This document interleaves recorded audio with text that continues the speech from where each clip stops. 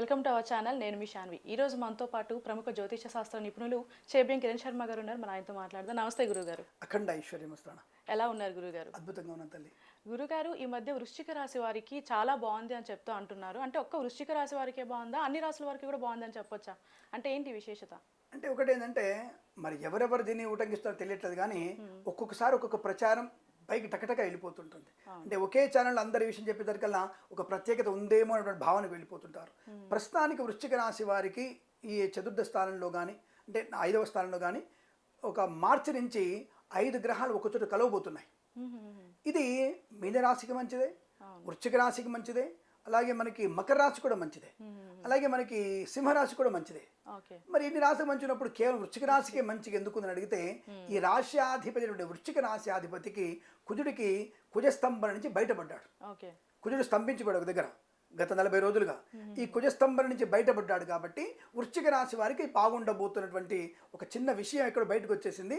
దాన్ని అన్ని ఛానల్స్లో టకటక వేసేసి దాని గురించి మాట్లాడుకునే ప్రయత్నం చేస్తున్నారు. కాబట్టి వృశ్చిక రాశి వారికి కదండి, ఇక్కడ కర్కాటక రాశి వారికి కానివ్వండి, సింహరాశి వారికి కానివ్వండి, ఇంతకుముందు అర్ధాష్టమిశుడు ఉండేవాడు.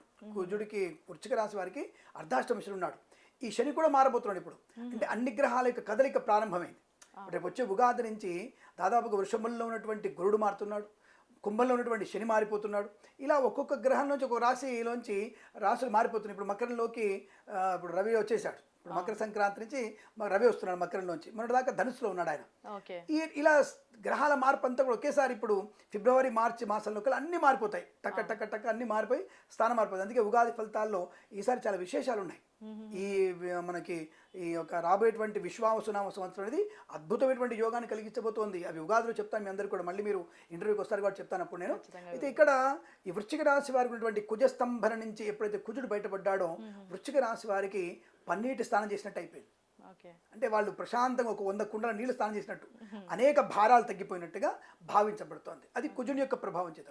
కానీ వృశ్చిక రాశి వారికి మహారాజ యోగం, మహారాణి యోగం పట్టేది మాత్రం మార్చి నుంచి పడుతోంది. అద్భుతమైనటువంటి ప్రయోజనం. మీరు నమ్మరు, ఒక 45 రోజులలో, మార్చి తర్వాత నుంచి 45 రోజులలో మీరు నమ్మకపోయినా 100 కోట్లకు అధిపతి అయ్యే అవకాశం కూడా ఉంది.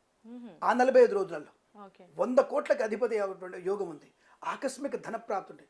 ఎంతైతే వీళ్ళు అంటి పెట్టుకున్నట్టు ఉగ్గబెట్టుకున్నారో ధైర్యానికి, పనుల ఒత్తిడిలో, ఇప్పుడు కొంతమంది కాంట్రాక్టర్కి 3 ఏళ్ళ నుంచి డబ్బులు రావట్లేవు, టక్కున వాళ్ళకి డబ్బులు యూజ్ అయిపోతాయి.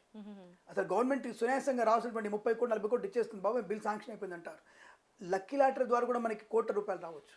షేర్ మార్కెట్లో ఊహించినటువంటి డెవలప్మెంట్ ఉంది. అంటే ఏం చేయాలన్నా, ఎలాంటి పనులు ప్రారంభించాలన్నా ఆ రోజులు మంచిది అంటారు. అద్భుతమైనటువంటి ప్రయోజనం. అక్కడ వృశ్చిక రాశి వారికి ఇప్పటి వరకు 40 రోజులు ఉన్నటువంటి అనేక పనులు, ఆటంకాలు, చికాకులు, గొడవలు, ఇలా అనేక రకాల ఇబ్బందులు ఉన్నారు వాళ్ళు.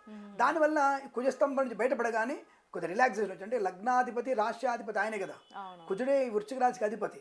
దానివల్ల ఆయన అంటిపెట్టుకునేసరికి ఆయన ఒక మధ్యలో విగుసుపోయి ఎటుపోలేక స్తంభించబడ్డాడు. ఇప్పుడు రిలాక్స్ వచ్చేసరికి is a very realistic person and speed. ఆయన వృశ్చిక రాశి అంటే కుజుడు అంటేనే ఒక స్పీడ్, ఒక పర్ఫెక్షన్, ఒక దాని ఏంటంటే పోలీస్ డిపార్ట్మెంట్, ఒక మిలిటరీ, ఇవన్నీ కూడా లక్షణాలు ఉన్నవి కుజుడికే. ఆ కుజుడు ఎప్పుడైతే రిలీజ్ అయిపోయాడో he want to conclude everything, నేను అన్ని పనులు టక్కటగా చక్కబెట్టుకోవాలి అని హడావుల్లో ఉన్నాడు. కాబట్టి దాని ప్రభావం ఇప్పుడు కుజ వృశ్చిక రాశి, మేషరాశి అలాగే ఉంటుంది. కానీ వృశ్చిక రాశికి రాబోయేటువంటి పంచగ్రహ కూటమి ఒకటి దొరుకుతుంది మీకు. ఈ షష్టగ్రహ కూటమి అది కూడా బయటకు వచ్చేసింది. అది ఎప్పుడు జరుగుతుంది, అది మేలో, అది మార్చ్ ఎండింగ్లో వచ్చేటువంటి షష్టగ్రహ కూటమి గురించి అందరూ మాట్లాడుకుంటున్నారు. అరే ఎందుకు ఇప్పుడు మాట్లాడతారు, ఎందుకు భయపెడతారు రా బాబు మీరు, అసలు భయపడాల్సిన అవసరం లేదు. అక్కడ షష్టగ్రహ కూటమి యోగాన్ని కలిగించింది. అందులో యోగం కలిగించే ఫస్ట్ రాశి వృశ్చిక రాశి. ఇది పంచమ స్థానం అంటాడు. పంచమం అంటేనే ఆలోచన, ధనయోగం, విద్యా బుద్ధి, వికాసము, అనేకమైనటువంటి శుభయోగాలు పొందుకునేటువంటి తత్వం ఉంది. కాబట్టి వృశ్చిక రాశి వారికి కుజస్తంభం నుంచి బయట రావడం, రాబోయేటువంటి సూచనలు అన్ని పాజిటివ్గా ఉన్నాయి కదా.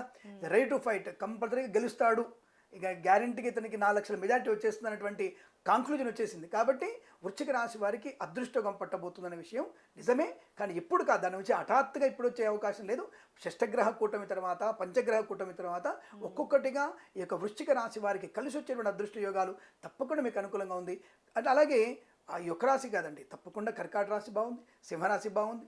తర్వాత మీకు ఇక్కడ ఉన్నటువంటి వృశ్చిక రాశికి కుంభరాశి కూడా బాగానే ఉంటుంది. అలాగే వృషభ రాశి కూడా బాగుంటుంది. వృషభ రాశి వారికి ఇంకా అనుకూలంగా ఉంది. వాళ్ళకి ఏకాదశంలో మంచి 6 గ్రహాలు ఒకే దగ్గర ఉన్నాయి.